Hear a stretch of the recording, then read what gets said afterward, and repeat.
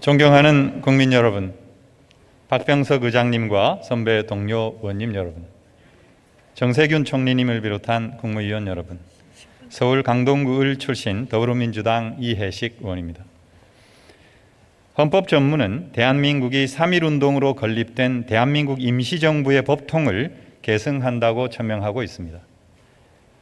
이런 헌법 정신에 따라 국회는 일제강점하 반민족 행위 진상규명에 관한 특별법을 제정하고 친일 반민족 행위 진상을 규명하여 역사의 진실과 민족의 정통성을 확인하는 것이 사회 정의 구현이라고 밝히고 있습니다.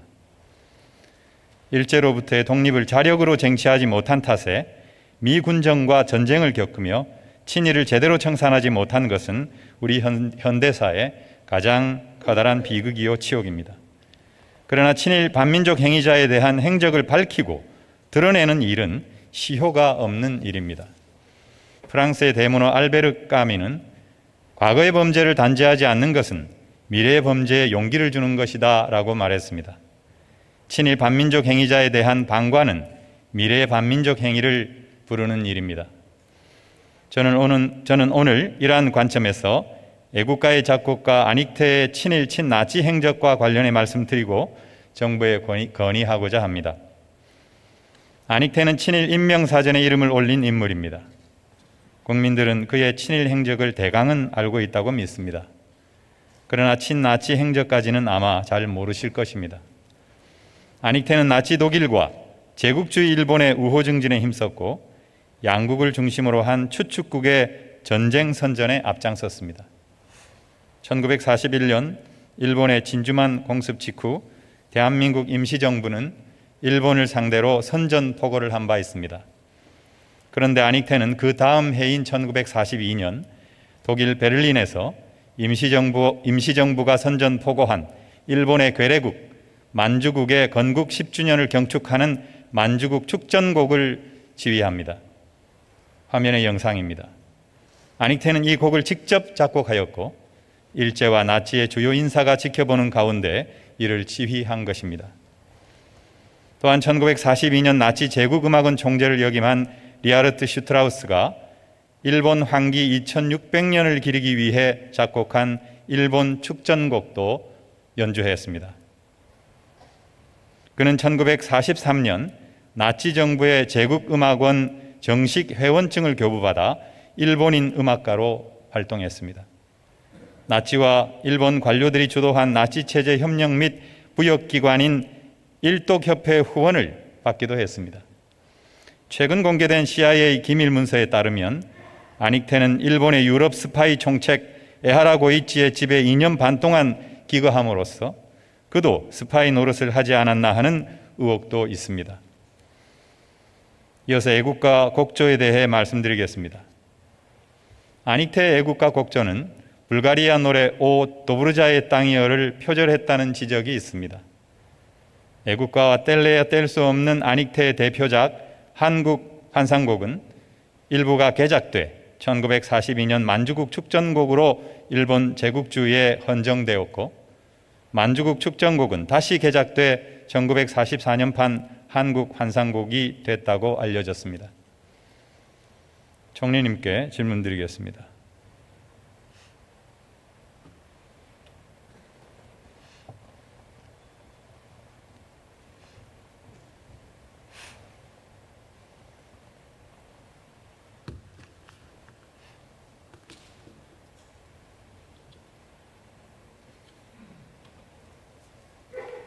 총리님께서는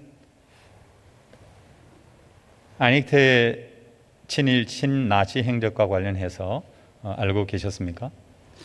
자세한 내용은 몰랐었고요. 지난번에 그 김원웅 광복회장의 그 경축사를 통해서 네. 좀 알게 되었습니다. 그 전에는 그냥 친일 행적이 있다 뭐 이런 정도만 알고 있었습니다. 네, 저와 동일합니다. 안익태의 친나치 행적을 알게 되셨을 때 어떤 생각이 드셨습니까? 참 뭐 실망이죠. 예. 애국가의 표절 논란도 혹시 알고 계셨습니까? 예, 알고 있었습니다. 네. 애국가는 법률상 국가입니까? 법률상은 규정되어 있지 않은데 네. 이제 그 우리가 독립국으로 되기 전부터 애국가라고 하는 이름으로 불려졌고 또 이제 곡조도 옛날 애국가는 지금하고 조금 달랐죠. 네. 그런데 이제 어떤 그 법률적인 뒷받침은 없지만 실질적으로는 이제 국가로 이렇게 인정을 받고 있다고 봅니다. 하지만 그 장구한 세월 동안 법률상 국가로 아닌 채로 남아 있는 이유가 뭐라고 생각하십니까? 그것은 아마 세계 많은 나라들이 그 법률적인 규정을 통해서 국가를 정하는 경우도 있고 우리 애국가처럼 법률적으로 특별히 규정을 하지 않고 국가로 이렇게 부르는 나라들도 많은 것으로 이렇게 제가 알고 있습니다. 네. 1948년 재헌의회에서도 국가 재정에 관한 논의가 있었고 1960년도에도 국회에서 논의가 있었습니다. 전두환 정권 때는 민간위원회가 개최되기도 했고 김대중 정부에서는 스포츠 행사에 사용되는 응원과도 제작하는 그런 검토가 있기도 했습니다. 재헌의회 당시는 아마 통일이 되면은 정식으로 국가를 부르자. 그래서 그 논의가 미뤄졌던 것으로 알고 있습니다. 외국의 경우에는 100여 개 나라에서 국가를 바꾼 적이 있습니다. 프랑스, 미국, 독일을 비롯해서 우리가 알고 있는 선진국들도 대부분 국가를 바꾸었습니다. 이런 사실을 보면 굳이 애국가에 안익태 곡조를 붙일 필요가 있는가? 이렇게 주장하는 분도 일리가 있다고 생각합니다. 이렇게 애국가의 곡조를 바꿔야 한다 이렇게 주장하는 데 대해서 어떻게 생각하십니까? 만약에 이제 고증을 통해서 금방 존경하는 이해식 의원님께서 말씀하신 내용들이 확인이 된다면 그런 문제도 좀 고민을 해봐야 될 것 같다는 생각이고요. 그건 저의 개인적인 생각입니다. 네. 그러나 이제 정말 장구한 기간 동안 국가처럼 이렇게 국민들에 의해서 불려져 왔기 때문에 그런 문제를 결정하거나 추진함에 있어서는 국민들과 충분히 소통하고 국민 의견도 듣고 국민들과 같이 의논하는 절차가 선행되는 게 옳다고 봅니다. 네. 애국가는 정말 오랜 세월 불려졌고 안익태의 친일 행적이 서서히 드러나기 시작한 2000년대 이후에도 불려졌습니다. 민족운동 과정에서도 불려졌고 촛불 집회 현장에서도 불려졌고 그래서 애국가는 안익태의 곡조를 뛰어넘는 그런 역사성과 가치가 있다 이렇게 주장하는 분들도 계십니다. 사실 애국가는 가사도 있습니다. 가사는 안창호설과 윤치호설이 있습니다. 그렇지만 1910년 전후로 해서 10여 개의 애국가가 같이 불려졌기 때문에 지금 우리가 부르고 있는 애국가는 민족 공동 창작물이다 이렇게 보는 견해가 아주 유력합니다. 그래서 애국가의 가사는 폐할 수도 물론 없습니다. 하지만 곡조는 다르다고 생각합니다. 그것이 애국가이기 때문에 그렇다고 생각합니다. 최소한 애국자가 만들지는 않았더라도 나라를 배반한 사람이 만들었다라고 하는 것은 문제가 있지 않느냐. 그런 시각은 존중해야 하지 않는가 그렇게 생각합니다. 총리님께서 어떻게 생각하십니까? 예, 일리가 있다고 생각합니다. 그래서 저는 건의를 드리고자 합니다. 우리 정부가 독일 정부에 요청해서 연방 기록물 보관소에 있는 안익태의 자료 일체를 받아서 공식적으로 한번 조사하고 그 조사 결과를 국민들에게 알리고 그런 연후에 곡조를 바꿀 것인가 말 것인가는 국민께서 판단하게 해야 한다고 생각하는데 총리님 견해 어떻습니까? 예, 한번 검토해 보겠습니다. 네. 다음은 자치분권과 균형 발전에 관해 질문하겠습니다. 지방자치제도를 부활한 지 올해로 30년입니다. 이제 지방자치는 우리나라의 민주주의의 근간이 되었습니다. 그 운영 원리는 자치와 분권입니다. 자치력이 높고 분권이 제대로 된 나라 중에 선진국이 아닌 나라가 없습니다. 총리님, 지난달 7일부터 시작된 전공의 집단 휴진이 한 달여 만에 일단락됐습니다. 이번 전공의 집단 진료 거부 사태를 바라보면서 지역의사 양성과 관해서 얘기한다면 과연 지역 주민들의 의사가 반영되었는가? 이런 질문을 해볼 수 있을 것 같습니다. 예, 제가 이제 이번 사태가 있고 나서 복지부의 내용을 좀 알아봤어요. 사실은 지역 편차가 의사 수의 지역 편차가 굉장히 심합니다. 서울과 경북 같으면은 경북은 서울의 반절도 되지 않아요. 인구 대비. 네네. 그런데 사실은 서울은 밀집해 있는 도시이고 경북은 아주 이 인구 밀도가 낮은 데이기 때문에 사실은 거꾸로 경북이 의사 수가 많고 서울이 적어야 되는데 그 반대라는 얘기죠. 그래서 이거 문제가 있다. 거기에 이제 지역 간의 편차 여기에 문제가 있는 것이고요. 그다음에 우리 의료진이 굉장히 부지런히 일합니다. 그래서 이제 능률이라고 하는 차원에서 보면 세계 1등인데 그 서비스의 질로 보면 만약에 그렇게 우수한 의사가 조금 더 시간을 내서 진단을 하고 진료를 하고 한다면 훨씬 더 좋은 서비스가 나올 수도 있지 않느냐. 이제 그렇게 볼 수도 있는 것이거든요. 네. 그래서 과연 의사 수가 적정한가 이런 문제도 있고요. 그 다음에 제가 코로나19 중대 본부장 아닙니까? 네네. 제가 대구에 가서 19일 동안 있으면서 아무튼 의료진의 부족 때문에 심각한 어려움을 겪었거든요. 특히 공공의료의 부족함, 부실함 이런 것은 이 감염병이 이렇게 왔을 때는 정말 취약한 부분이었어요. 그런데 이제 현재 상황은 그런 것인데 사실은 지금부터 10여 년 전부터 복지부 내에 의료 인력 확충이나 이런 부분에 대해서 쭉 소통을 하고 논의를 해왔더라고요. 저는 이번에 갑자기 이렇게 꺼낸 얘기인 줄 알았는데 그게 아니고 네. 오래 전부터 의료진하고도 대화를 의료계와도 대화를 해오고 연구도 하고 해왔더라고요. 그래서 이런 거 등등을 보면 이제 개선의 여지가 충분히 있는 분야이다. 그리고 그것은 그렇게 해야만 국민의 건강과 생명이 지켜질 수 있겠다. 그렇지만 이제 이왕 일이 이렇게 되었으니 지금부터라도 약속은 약속대로 지키면서 충분히 소통하고 존중하고 의논하면서 또 필요하면 설득도 하고 좀 국민들 걱정을 끼쳐드리지 않으면서 유능하게 개혁을 할 방법은 없겠는가. 저는 그게 우리가 가야 될 길이라고 생각합니다. 네.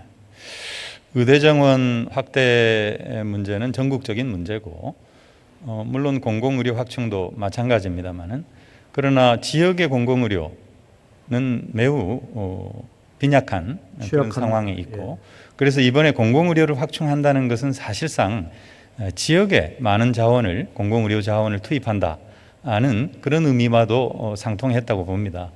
다만 이제 의대 정원을 확대하는 문제는 전국적인 문제니까 이것은 중앙정부가 당연히 다뤄야 될 문제지만 다만 전체 10년 동안 4,000명 양성되는 의사 중에 10%에 해당하는 지역의사와 관련해서는 지역에 맡겨도 되지 않았나.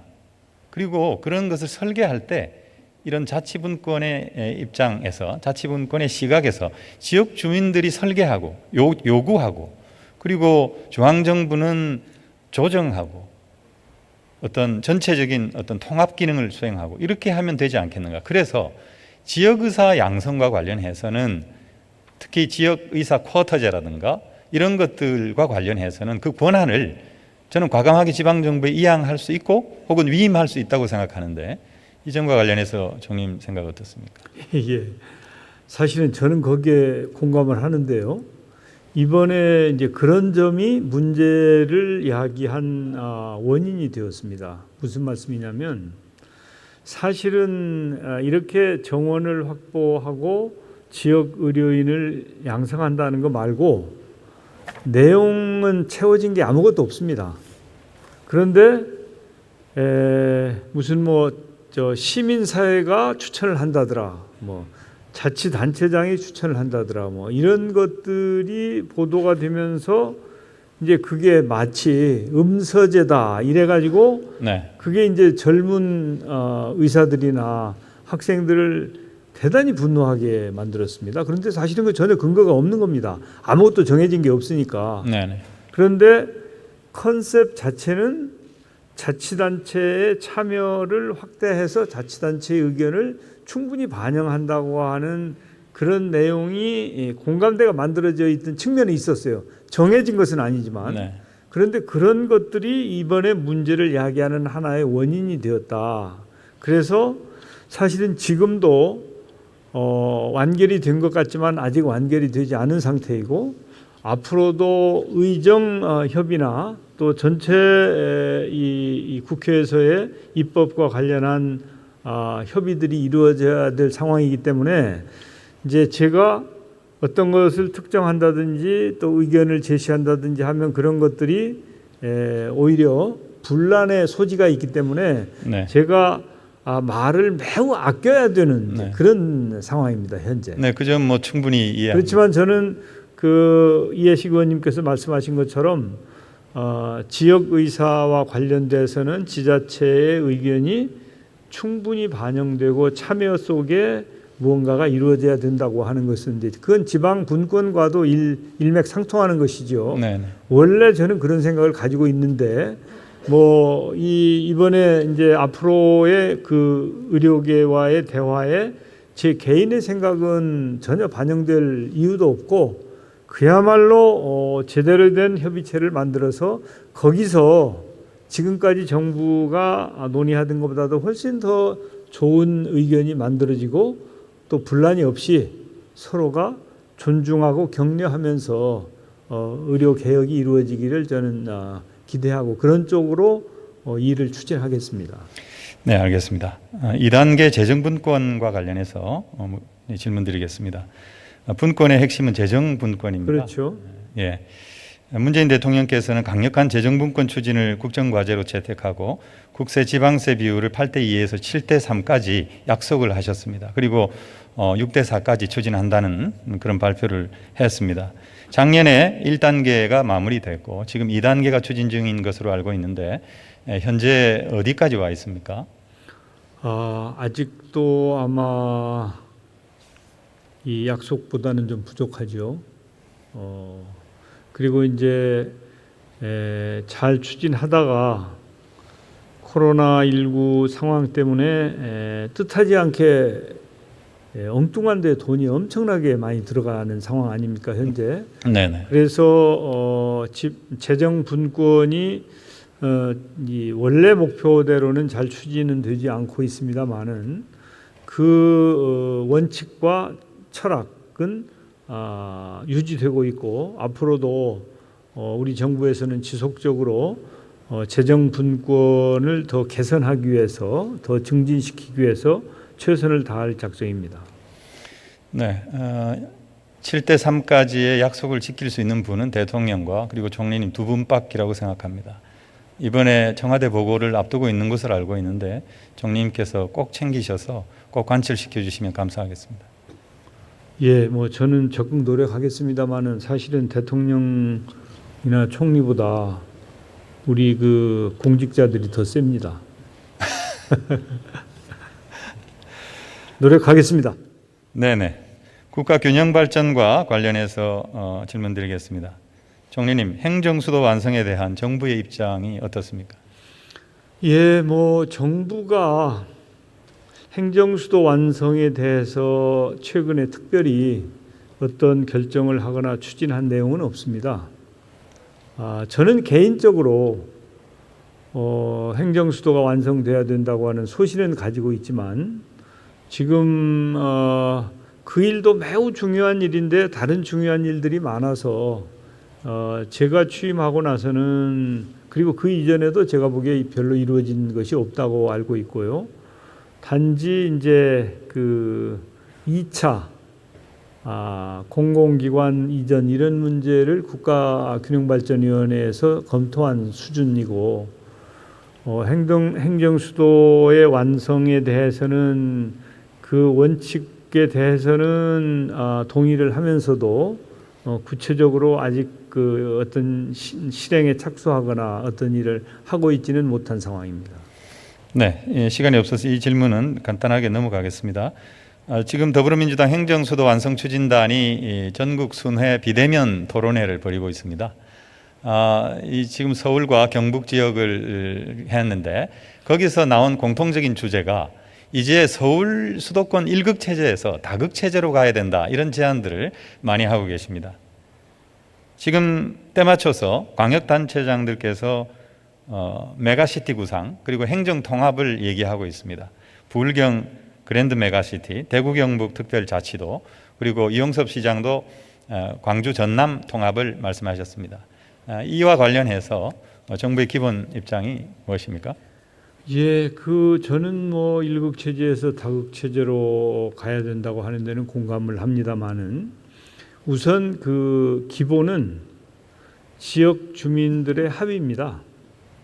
지역에서 이런 부분은 이렇게 그 공감대가 만들어져서 올라와야지, 지금은 중앙에서 탑다운 형식으로 네. 어떤 일을 하려고 하면 될 일도 잘 안 되는 경우도 많습니다. 그러나 꼭 해야 될 일은 그런 거 겁내지 말고 해야 되겠지만은, 이제 이 시도 통합이라든지 시군 통합 이런 문제는 그야말로 공감대가 지역에서 만들어지기 전에는 참으로 어렵습니다. 네. 그래서 저는 자치단체 장들이 그런 노력을 하는 것은 매우 의미 있는 일이다라고 생각을 하고, 그런 부분은 우격다짐으로 할 일은 아니고, 이제 정부 차원에서는 합의가 이루어진다든지 추진이 이루어지면 아마도 적극적으로 지원하고 협력할 그런 자세가 기본이라고 저는 생각합니다. 네, 알겠습니다. 2단계 공공기관 지방 이전 관련해서 질문드리겠습니다. 지금 방안이 마련이 돼 있고 이미, 그리고 어느 기관은 어느 지방으로 간다, 이런 풍문도 떠들고 있다고 제가 얼핏 들었는데 사실입니까? 그건 전혀 근거가 없는 얘기입니다. 그냥 국가균형발전위원회에서 앞으로 2단계 공공기관 이전을 어떻게 해야 될까, 네. 밑그림만 그린 상태이고요. 지금 뭐 거론되고 있는 뭐 KBS가 어디로 간다, 뭐 서울대학교를 유치한다, 이런 얘기는 전혀 근거가 없는 이제 그런 말씀이기 때문에 네. 그런 거 가지고 정력을 낭비할 일은 전혀 아니라고 생각합니다. 네, 알겠습니다. 총리님, 그 행정수도를 완성해도 서울은 여전히 우리나라의 수도이죠? 그렇습니다. 예. 네. 일각에서는 행정수도 완성이 서울을 공동화시키고 피폐화시킨다, 이런 주장이 있는데 동의하십니까? 저는 동의하지 않습니다. 왜냐하면 지금 세종시가 제법 컸어요. 처음 시작할 때보다 인구도 많이 늘고요. 네네. 그랬음에도 불구하고 수도권 인구가 지금 50%가 넘었지 않습니까? 수도권은 여전히 커지고 있는 상태거든요. 그리고 서울은 거의 현상 유지 수준이고요. 그리고 이제 서울이 뭐 정치, 경제, 문화, 사회 전체적으로 사실은 그 집중도나 중요도가 뭐 비교할 수가 없지 않습니까? 그렇기 때문에 이제 개헌을 통해서 서울이 수도가 아니고 어디가 수도다라고 하기 전에는 저는 명실상부한 수도가 서울이다, 이렇게 생각합니다. 네.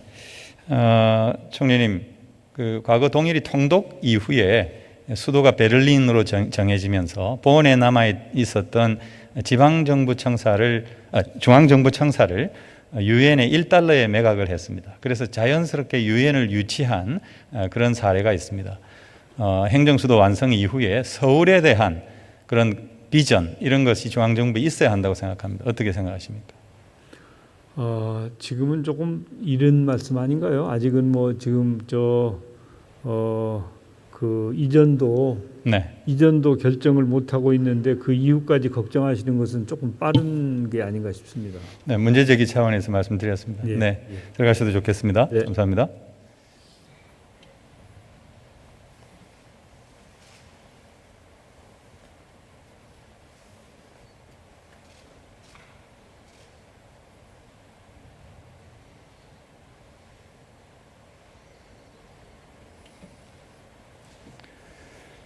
존경하는 국민 여러분, 안익태의 친일 친나치 행적을 본회의에서 말해야 하는지 밤잠을 설쳤습니다. 미래로 가자는 말의 진정한 의미를 생각했습니다. 역사학자 이에치카는 역사는 미래를 향한 과거와 현재의 부단한 대화라고 했습니다. 미래를 향해 올바른 방향으로 나아가려면 과거와 현재가 담을 쌓는 게 아니라 과거에 대한 고통스럽지만 진정한 대화를 통해서만이 가능하다고 생각합니다. 안익태에 대한 그리고 안익태가 옥조를 붙인 애국가에 대한 불편한 진실을 용기 있게 마주할 때 대한민국의 존엄성에 대해서 그 존엄함에 대해서 다시 한번 생각하리라고 생각합니다.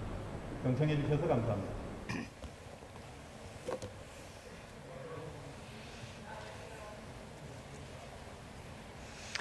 이해식 의원 수고하셨습니다.